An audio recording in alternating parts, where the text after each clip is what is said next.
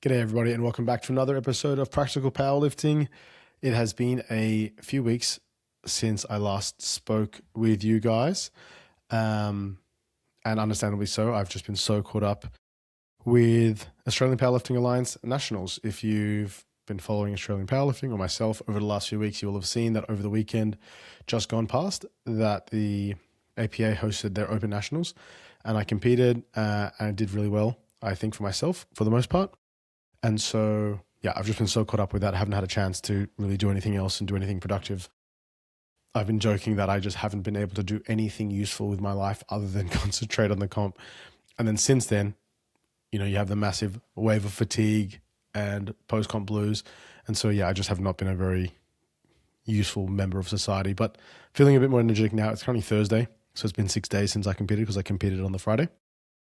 And as you can see by the title of the video, or podcast, today I want to go through briefly a little bit how I went, a bit of a summary of what the day was like, but a deeper dive into making weight. And I've actually done a couple of episodes relatively recently about weight cutting. I just thought to kind of close out that circle, it would be good to talk a little bit more in detail about how I went with my weight cut this time around, because my most recent comp that I did in November, was it November or October, to qualify, I nailed that weight cut, and I basically feel like I nailed it again. And so I thought this would be a good opportunity to give people like real numbers, real case study, effectively, like a case study of like, okay, this is what to expect, how it works, where your body weight should be at, and maybe give some like practical bits of advice as I go. I think that is the important part of today's episode, are all of my episodes, practical piece of advice, things that you can actually take away and apply for yourself. Okay, so quick summary of the day. I'm going to do a bit more of a summary on social media, on Instagram shortly. But 7 out of 9, missed one squat, my last squat, missed one bench press, my last bench press, 3 deadlifts. I came fourth overall, broke the Australian record in the deadlift, which I was really happy with. Squats weren't as strong as they were in training. I'll get into that in a second.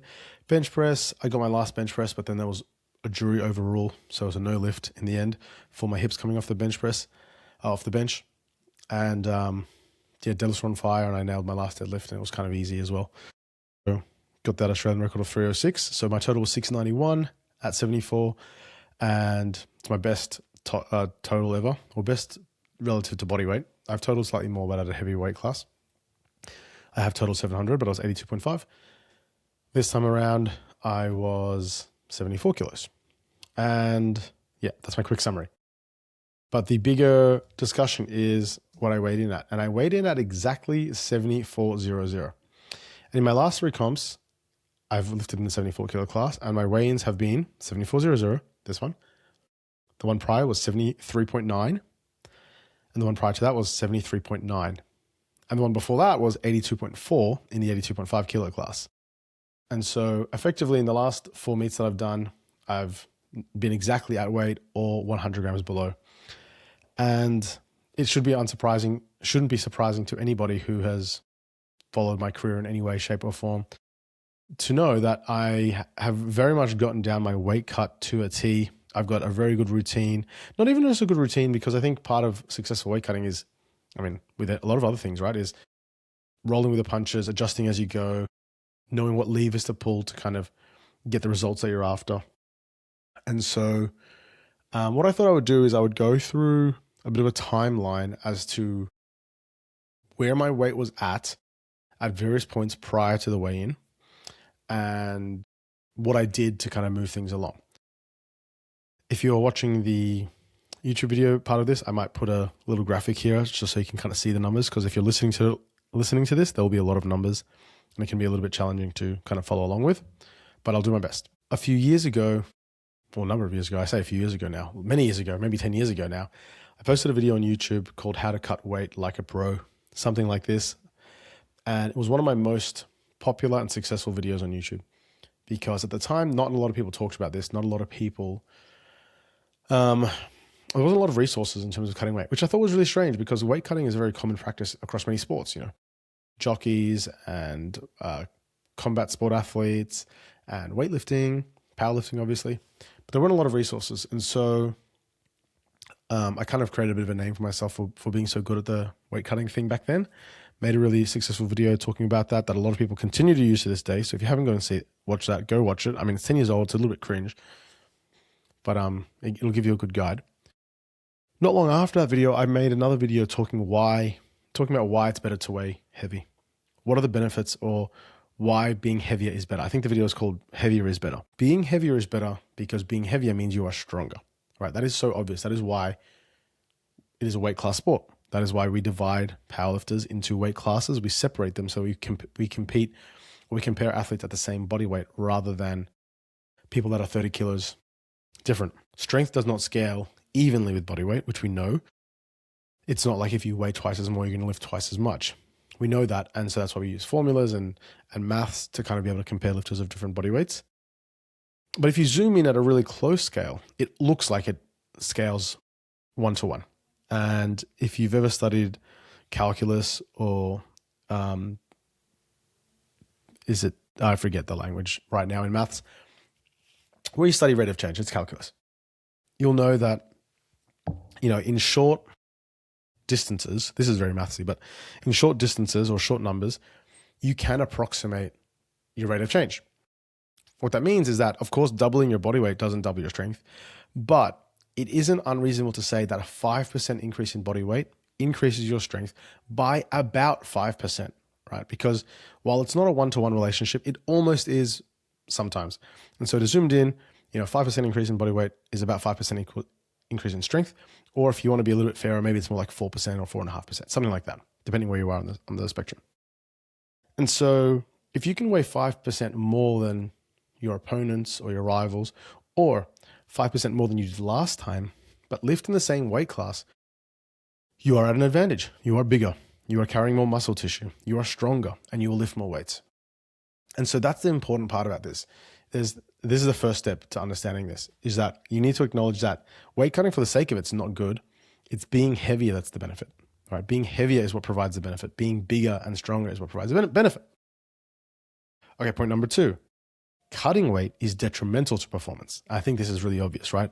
Going extended periods underfed, dehydrated, and stressed has a negative impact on your performance. The battle is, does the benefits of being bigger and stronger outweigh the costs of cutting weight?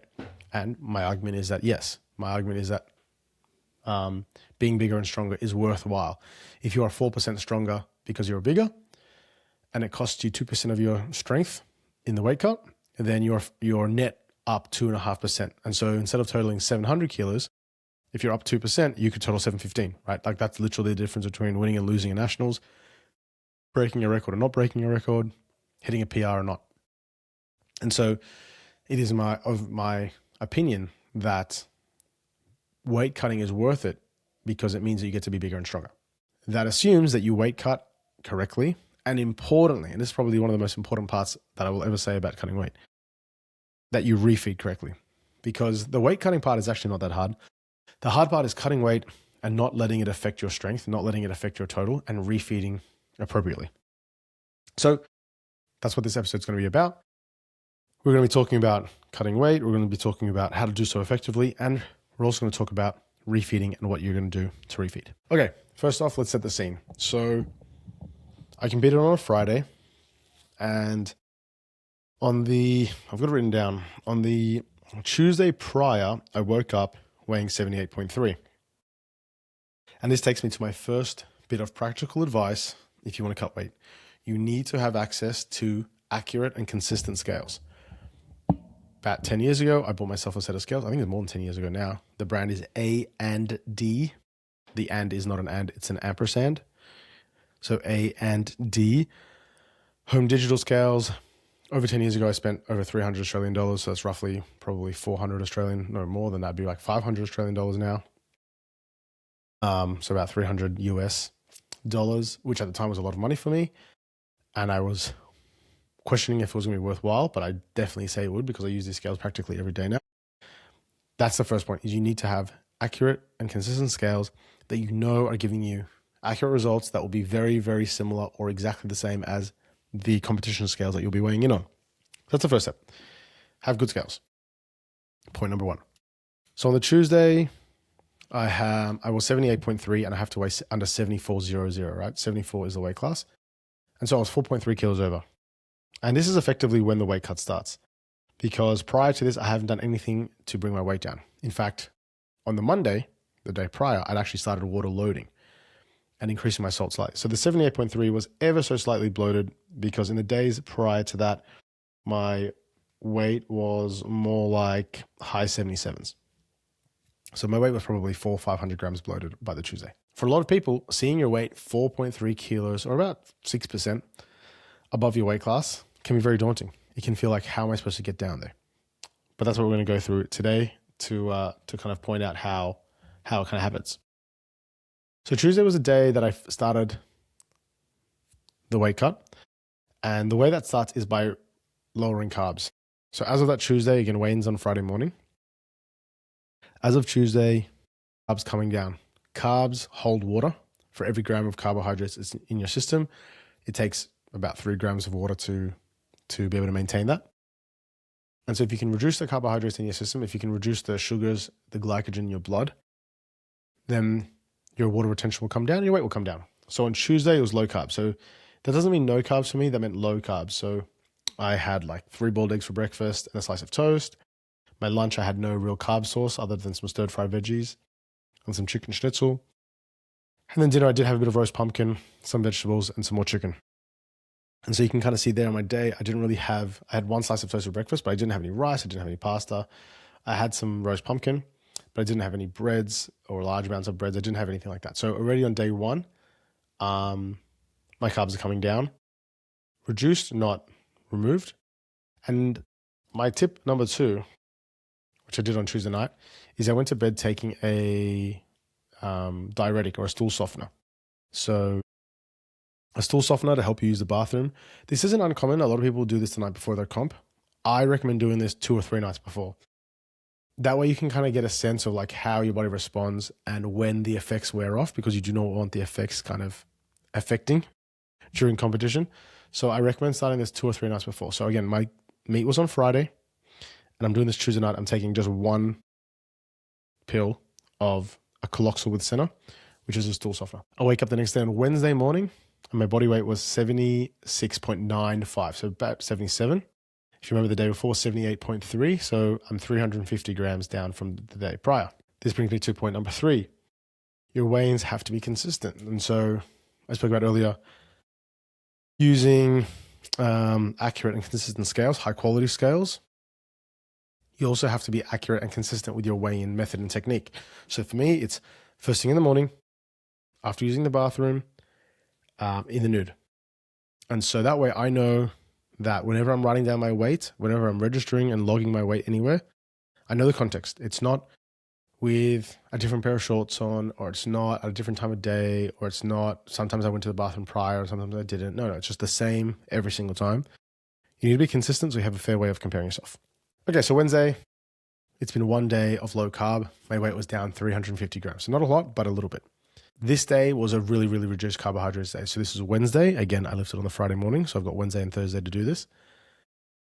So on Wednesday, my breakfast was pan-fried eggs, a little bit of bacon, which is high in salt, some avocado, and a little bit of vegetables, like some onions and capsicums. No carbs, no breads, nothing like that. You will have heard of water loading, but I'm also in this context salt loading. So salt loading, increasing salt, or just having relatively high salt. There are arguments to be made that salt loading will have a similar effect to water loading, where when you reduce the salt, then your body will excrete excess salt, and that kind of helps you reduce with water loading, with water retention. So keep in mind that salt and sodium, so the things that you find in salty foods, canned foods, your dirty kebab that you have on the weekend, that's what, a lot of Asian foods as well. That's what gives you that water retention feeling. That's what makes you feel bloated the next day. So deliberately loading on salts now means that when you reduce the salt, when you reduce the water, when you get to your weigh-in day, you'll be empty. You won't have any of that. Okay, so Wednesday, pan-fried eggs, some bacon, half an avocado, some fried veg. Lunch, 250 grams of a lean beef mince with some vegetables, so some onions, carrots, capsicums, green beans, broccolini, all stir-fried. Again, basically just meat and veg. There's no carbohydrates in that. And then dinner, I just repeated. I just had the same thing I had for lunch for dinner. And so you can see that the Wednesday, very, very low carb, basically no like main carb sources. And any carbs I would have had would have just come through vegetables, I suppose. Okay, Wednesday night, I go to bed weighing 78.4. And this takes me on to point number 5. Especially in the last week, but definitely in the last 2 or 3 weeks, you should be weighing yourself every day, every night. A lot of people only weigh themselves in the morning, which is also fine, but I find a little bit of extra data doesn't hurt, and another measuring point is helpful. And so I'm weighing myself at night too. And so on the Wednesday night, my weight was 78.4. Remember, I woke up that day at 77.00 or 76.95. So going to bed, I was 1.45 kilos heavier than when I woke up. I also took a colostomy center again this night on the Wednesday night, and I woke up the next day at 76.45. So going to bed, I was 78.40, and the next day I was 76.45. So I've lost 1.95 kilos overnight, like literally 2 kilos. This is why I find it so useful to do the double weigh-ins mornings and nights, is because you can also see how much weight you're losing overnight. Now, I know that sounds like a lot, but there's probably one main reason for it is I'm water loading this whole time, right? So my evening weight's probably a little bit inflated because I'm so full of water. I'm using the bathroom numerous times overnight. And so I get to Thursday morning and I'm 76.45. And so just to run you through the numbers again, Tuesday morning, 78.4. Wednesday morning, 76.9. Tuesday morning, 78.3.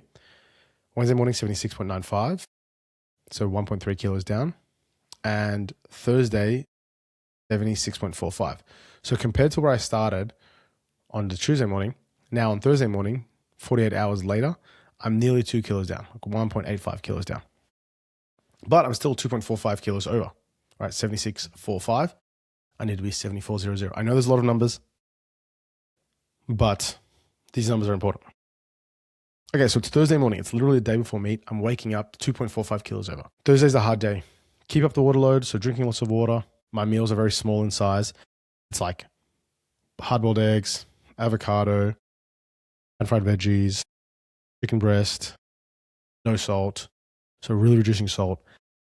Still drinking a lot of water, but importantly, I'm cutting out water about 15 hours, 16 hours before weigh-ins. For me, it was 16 hours. Sometimes it's often just 12 or 13. In this case, it was 16 hours. So my weigh-ins on the Friday were at 11 a.m. I cut out my water at 7 p.m. the night before. So that's 16 hours. And Thursday morning, so the day before, I woke up at 76.45. So 2.45 kilos over. On Friday, after having done all that, again, I took some more Coloxol on the Thursday night. On the Friday morning, I woke up at 75.90. And it's important that I woke up at 5:30 a.m. Weigh-ins were at 11:30 a.m. This is point number 6. Weight cutting works best. Weight cutting works best when you have a late morning weigh-in. If you have an early morning weigh-in, like if your weigh-ins are like 7 a.m., which they were for a lot of the lifters in this comp, it's very hard to cut weight because you have so little time in the morning. I also had the benefit of lifting on a Friday, which means that amenities were open Friday morning. If you were lifting on a Sunday morning, you might have access to less amenities, aka a sauna or a steam room, which I'll get to in a second. 5:30 a.m., 6 hours out, 9-0. This is about where I was expecting to land. So I'm waking up on the day of the meet, 2 kilos over. A lot of people would be very panicked about that. A lot of people would be very stressed about that. Now, I was stressed, but not because I was so overweight. I was stressed just because, I think I would have been stressed no matter what, right? Like, I guess like to give you an insight into like my mindset, it's like when I wake up at 5:30 in the morning, 6 hours out and I'm 2 kilos over, I know with 100% certainty that I'm going to make weight. I've done this before. I've got so much time. I've got 6 hours. The stress is like knowing you still have to do it. I guess it's akin to maybe to give you a physical example. Let's say you're running a marathon, right? Not that I run marathons, but I have before. And you get to the 35-kilometer mark and you're freaking cooked and you're so tired and you see the sign that says 35K. So you know you got 7Ks to go. You know you're going to finish it. Like, it's not a case of, let's say in the lead up, you're like, am I going to make the distance? I've never done the marathon before. You're 7Ks out. You know you're going to make it. Like, you physically feel like you're going to make it, but it's still going to be hard work. You're like dreading it. Or maybe you finish like a really long day of work and you walk out to get to start your way home. Maybe you're getting public transport and the train's cancelled and you have to get a bus instead, right? You know you're going to get home. It's going to take some time, but you will get home. But it's the dread of still having to do it. Like you wish you could just teleport there. You know, I don't know if you've ever get that feeling. You just wish you could teleport to your destination. It's a little bit like that. 6 hours out. I wish I could just skip this part because this part's the hard part. You're 2 kilos over and you've got 6 hours. I know I'm going to make it. I'm going to finish the marathon. I'm going to get home from work, but the process is going to be hard. Okay, so from here, I haven't had any water for nearly 12 hours. By this point, it's 10 and a half hours because I stopped at 7 p.m. This is 5:30 in the morning. And it's really easy because I don't need to get myself ready in any way. I just make my way straight to the steam room or to the sauna. I go to the leisure center that's close to my house. And I know that their saunas are open from 5:45. So I get there at 6 o'clock. So the sauna's already hot. And I jump into a dry sauna. I prefer a dry sauna over a steam room because the dryness means that the sweat on your skin is actually evaporating. And it's just a waiting game. Sauna is it induces you to sweat, right? That's how you're losing weight. Sweat is leaving your body. The hardest part about this is that saunaing is hard when you are fully hydrated. Saunaing is very, very hard when you haven't eaten or drank properly. I'm by definition 2 kilos below what I should be. So I'm already dehydrated.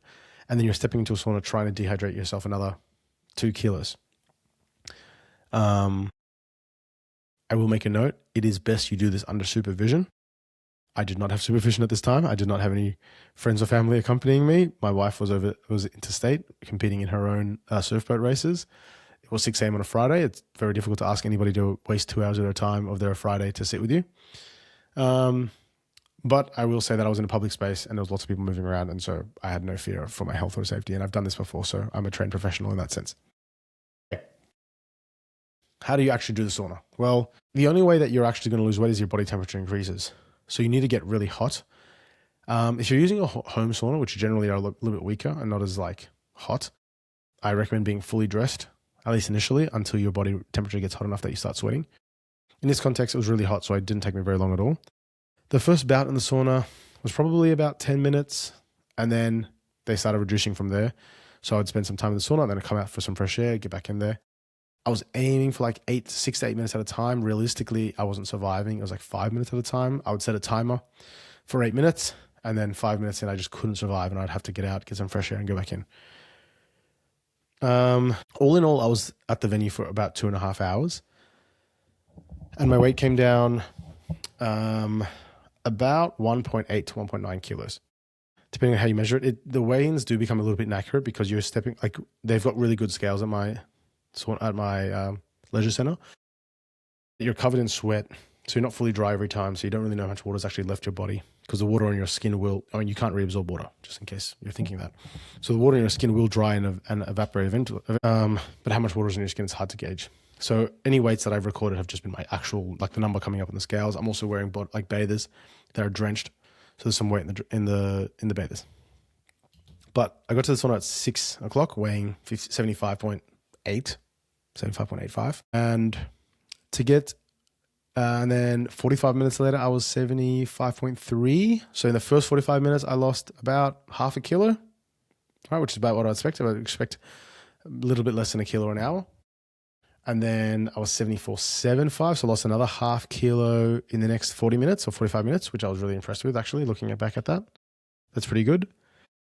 And then I lost the next half a kilo in about 40 minutes. So I was actually able to maintain my pace of losing weight, I suppose. I left the sauna at 8:30, weighing 74.05. So I was basically right on. Again, I was really sweaty. And so I knew I made it. I'm done. It's 8:30, weigh-ins are at 11:30, I've got 3 hours. What do I do now? Well, this is where the real magic happens. I made a post on Instagram a little while ago where I basically talk about the hardest thing about cutting weight isn't the weight cut, it's the refeeding, which is what I said before.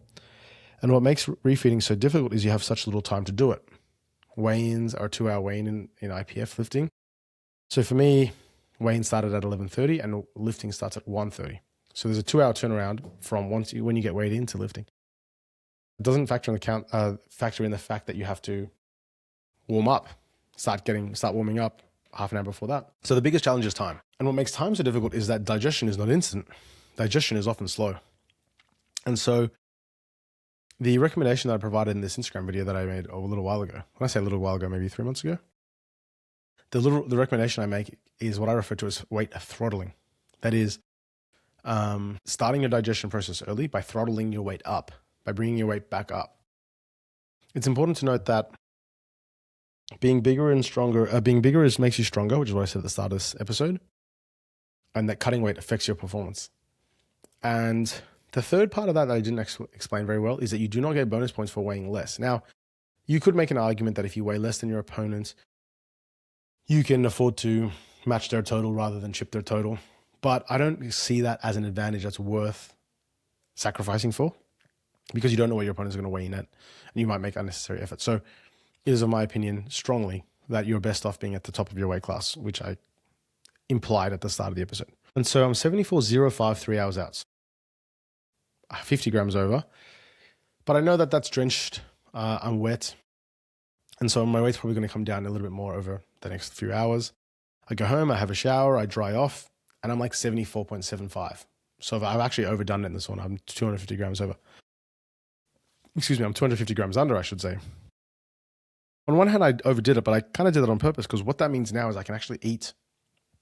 It's about a 45-minute, 50-minute commute to the venue from where I live.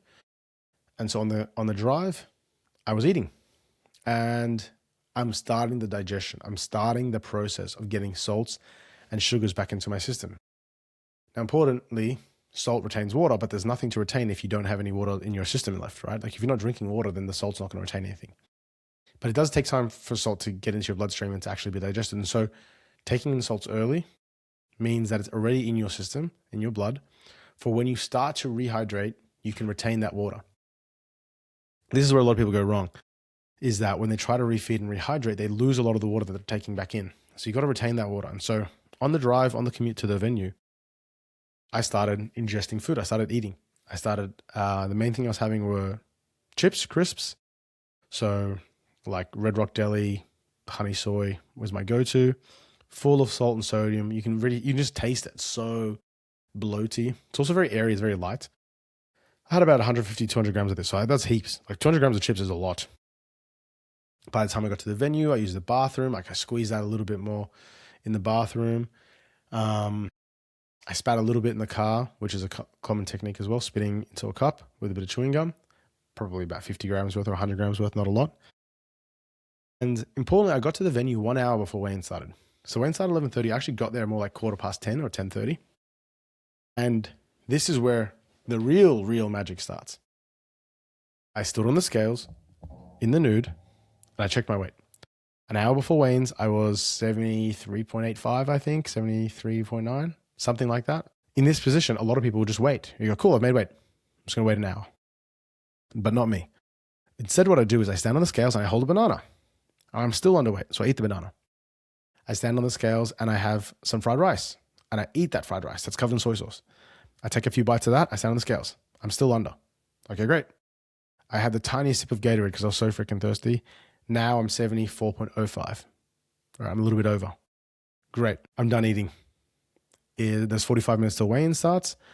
I'm, importantly, in the second group of weigh-ins. So this is like point number 7 maybe, or point number 8. If you're on the second group of weigh-ins, you actually have even more time, because like if the weigh-in started at 11:30, you won't actually get weighed in until like 12 o'clock, which was the case for me. I think I objectively got weighed in at like 12:10 or something, right? 40 minutes after weigh-in started, because they've got to go through all of flight A before they get to flight B. And so I've got 40 minutes to weigh-in start, and then probably another half an hour or 40 minutes till I actually get weighed in. So I've actually got even more time, right? And so now I'm 74.05, a little bit over, with 40 minutes before weigh-in start. I go and chill out, listen to some music, relax. I watch a little bit of the session before. And just before weigh-in start, like just before I lose access to the scales, I check my weight once again. And in that time, I've lost another 50 grams or 100 grams because I've, again, squeezed out something in the bathroom. And so I get on the scales. I'm 73.95 or whatever it was. And I eat half an apple or something like this. I can't remember. Maybe it was about half an apple. And I get my weight back up to 74.05. before weigh-in start, trusting that that extra 50 grams, I'm going to lose that 50 grams anyway. A lot of people in this position don't like doing that, right? They get very stressed and panicked about, oh no, my weight's over. You have to realize that 50 grams or 100 grams or 200 grams is so easy to lose. Like, it's just so easy. And so you won't realize that unless you've done this like 50 times or 100 times, because when you've done it enough times, you will have the confidence, like you will have had that manipulation skills. But yeah, I bring my weight back up over the weight class limit. So again, this is me throttling my weight up. Weigh-in start at 11:30. I eventually get weighed in at 12 o'clock. I'm standing on the scales and my weight's fluttering between 74.00 and 74.05 because the scales can only go accurate within 50 grams. So the scales, I'm in the nude because I always weigh in the nude. The scales are fluttering between 74.00 and 74.05. The referee is kind of like rolling his eyes, waiting for it to kind of settle and pick a weight. I literally take off my wedding rings. I've got 2 wedding rings. I've got an engagement ring and a wedding ring. I take my rings off and I put them on the floor, and the weight eventually settles to 74.00, which was kind of funny. And the referee at the time also commented about how I had to do that to the other referee. But yeah, there I am, 74.00. The referee then asked me what are my openers. I tell them my openers, and while they're writing the openers out, I start eating. I'm ready. I've got another banana in my mouth, and I start sculling my Gatorades. Time is of the essence, and waiting till you're out of the weigh-in room to start eating or drinking is not useful. Now, I will put an asterisk on this. It is not cool to drag out your weigh-ins longer than necessary. As a weight cutter, it is so frustrating when people take so long in the weigh-in room. So do not do this to the point that's slowing you down. But again, while the referees are checking your ID and writing your body weights down and writing your openers down, just start eating. I brought in 1 banana and 1 Gatorade. I'm punching those down. Time is of the essence. This is when the next part of the competition starts, is the refeed. So how do you refeed? Well, refeeding is a very personal thing, and I don't want to go into a lot of detail about what I do. But I'll give you some key, principles and key concepts. One is fats are really slow to digest and not very useful for lifting. So I would discourage you strongly from eating anything that's too fatty. Now, I know I spoke about eating chips before. A little bit of an exception to that. That's really early. I started eating those chips an hour and a half before weigh-in started, which is like 3.5 hours before lifting started. So there's a bit of time. But chocolate can be quite fatty. So I wouldn't start with chocolate. I would start with things that are high in carb, low in fat, easy to digest. Fruit is the best stuff. Like bananas, so freaking good. Raw honey, great, so quick and easy to digest. Obviously, sports drinks and fluids, you got to get your fluids back in. So sports drinks, and obviously things that your body's used to, things that you eat normally. So don't just go start eating random foods that you've never eaten before. Like, you want to eat stuff that you're confident will feel good. The biggest key that I can provide you, or advice I can give you, is salts. Salts are so underrated. I used to always get cramps. I used to always struggle with water retention. I would drink and then piss and then drink and then piss. I'm struggling to rehydrate. And that all changed when I started having salts. I'm talking like literal table salt. I would have them in like little containers or little bags, and I would just shot like 20 grams of salt at a time. It's disgusting. But damn, it works, because that's what holds onto all that water for you. That's what stops you from using the bathroom nonstop. I used to find myself using the bathroom heaps during meets, and I thought it was because I was nervous, which it partly was. But then I realized it's because I've depleted all my salts in the last couple of days. And I'm drinking all this water, and none of that water's staying in my body. It's just literally passing straight through me. And so salt was a massive one. The next thing I will say about the salts, though, is that there's only so much salt that your body can tolerate, and it will reject you. It has happened to me twice before, and one of those times was at this Nationals, where my body just rejected the amount of salt that I had. So about 40 minutes after weigh-ins had started, I'm already warming up for squats. 40 minutes after I've been weighed in, I'm warming up for squats. I've had a lot of water. I've had a lot of food. I've had a lot of salts. I'm feeling good. I've done like 1 squat warm-up. I decided to take a little bit more salt. Right? I miscalculated how much salt I should be having. I literally took a tiny bit of salt. 30 seconds later, my body just rejected it and said, no thanks. And I had to spew, I had to vomit. So I've run to the bathroom. I'm vomiting. And this was like the most depressing element of this whole day. Well, maybe not the most depressing, but one of the most depressing elements was seeing all this food that I've worked so hard to digest and worked so hard to like get into my body just coming back out of me. I think honestly really cost me, especially in my squats. And so you have to be very careful about your salt intake. It's hard because your body doesn't really give you any clues as to like if you've had enough salt or too much salt until it's too late. And you can be meticulous and measure your salts, which I didn't do admittedly this time. I kind of just went off vibes because I'm probably a little bit too confident. I think I know where I'm at, but obviously that's not the case. But yeah, if you're one of those people that like absolutely hates the vomit and is like totally disgusted by it, be very careful. But yeah, you need salts. Just don't take too much. It's a bit like the Price is Right. If you have a little bit too much, you end up going over and you end up spewing it all out. Now, a couple of things and caveats that I want to say. I said before about how weight cutting affects your performance, and nothing gets affected by your weight cut more than your squats. Obviously, because squats are the kind of lift that require body weight and require like, sensation around your waist. And if you're totally leaned out and if you're totally dehydrated and if you're totally not in the right place, you're not going to squat well. But also it's a lift. Pardon me. But also it's the lift that is first. And so it's a lift that's had the least amount of time to recover. And so this is kind of where I've really struggled in my last 2 meets, is that I just haven't recovered by squats. Like I describe recovering from a weight cut a little bit like, your health status bar in a video game. And by the time that weigh-in start, my health bar is like down to 10%. Like I'm exhausted. I have no energy. I look frail. I feel frail. And as I start to eat and drink, that health bar kind of like ticks up. But by the time squats roll around, I'm only at 60 or 70% health. I'm just not quite there, and I just don't have the legs underneath me. By the time bench rolls around and all that nutrition is like absorbed and in my bloodstream, I'm like 95% good. And my bench went really well in this meet, and my bench strength was really good. By the time deadlifts around, I'm 100%. And so my deadlifts went really well this meet as well. We're 9 out of 9. Sorry, 9 out of 9. 3 out of 3 on deadlifts. Broke the Australian record deadlift. But man, those squats were just so hard for me because I just didn't recover in time. And so despite all of this that I'm talking about, like all this technique that I've talked about, timing my weigh-ins, timing my nutrition, getting the right nutrition in, even then, that 1.5 hour turnaround is just so tough. And so that's something I have to really nail down in the future to improve, to try to make that not affect me as much. The other caveat, the major caveat, which I wish I'd said this at the start, honestly,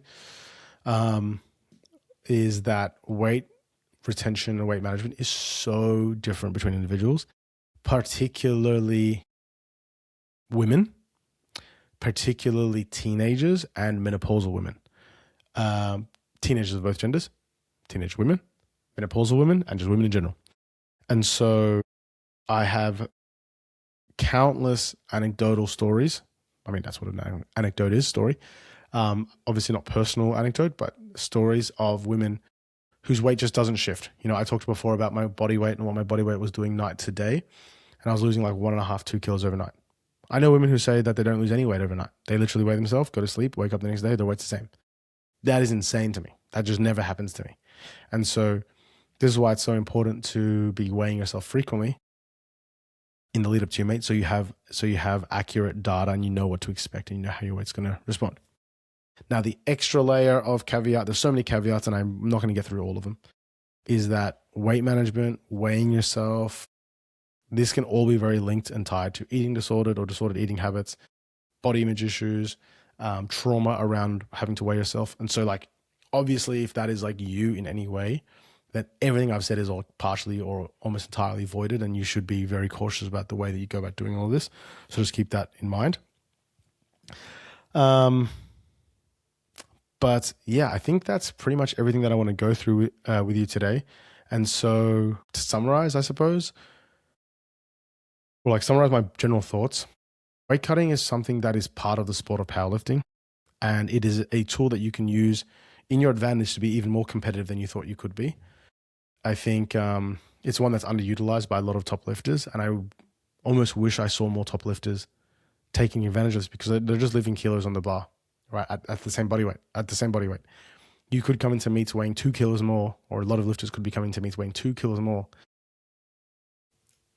As a result, if you're weighing 2 or 3% more, you could be lifting 2% more, right? Like I said at the start. And so top lifters that are totaling 900 kilos, that could be 920. It could be totaling 920. Like that's unbelievable amount of difference. It's not without its risks. Like I spoke about, I spewed, didn't get enough, I just got too much salt in.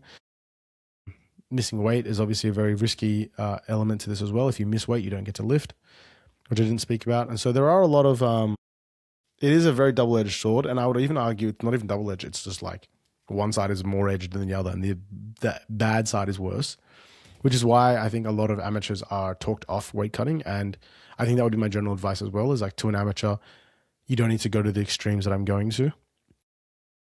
For me, I get a lot of enjoyment out of doing this. Like, I feel like this makes me feel really professional. I feel really like successful doing this, and it's something I know I'm good at. It doesn't feel like that big of a sacrifice. But like I said, it's very double-edged, and if you don't have the skills and you don't have the experience, it can go very, very pear-shaped, and it can be so detrimental. The only way you get the experience, though, is by implementing some of these techniques, starting light, starting small, doing 1 kilo weight cuts, working your way to 1.5 kilo cuts, working your way to 4 kilo cuts, 5 kilo cuts. And that kind of happens naturally anyway, because like over the years or over time, you put on weight, you get bigger, you get stronger. So you kind of have to, it's almost a bit of a progressive overload built in, because as you get bigger, it gets harder and harder to stay down a weight class. And eventually you have to make the decision to go up a weight class. But yeah, you do have lots of levers to pull there. I mean, I talked a little bit about carbohydrate cutting. I talked a little bit about salt and water loading and salt cutting. I talked a little bit about emptying your guts using a diuretic or a stool softener. And the big one is obviously sweating your way down in the morning. One thing I didn't mention is that some people will sauna the night before. I can't stand that as an idea. I can't imagine going to the sauna and just being so dehydrated for so long. And I think that's also like a really forgotten element, that what kills you in the weight cut is as much as it is how much weight you lose, but it's also how long you are dehydrated for. And so if you bring your weight down too early, I probably should have mentioned this earlier as well, but if you bring your weight down too early and you stay dehydrated, that prolonged period of dehydration affects you, it fatigues you. So I used to have a friend, Joey, who would sauna the night before, get his weight down the night before, and then that way he doesn't have to stress about it in the morning. But he knows this. I've argued with him that, well, now you're just dehydrated for longer. And so that's just going to affect you even more. Whereas I prefer the sauna the day of. As I described, I cut 2 kilos on the same day and made weight fine. Well, I say fine.